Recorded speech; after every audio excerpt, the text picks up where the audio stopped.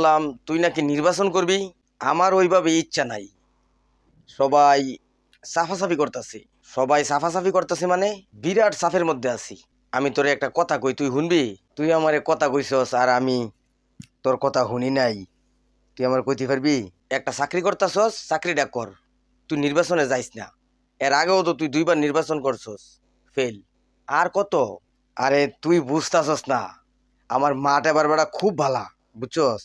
সবাই বুঝতে পারছে যে আমি ভালো লোক, সবাই আমার চায়।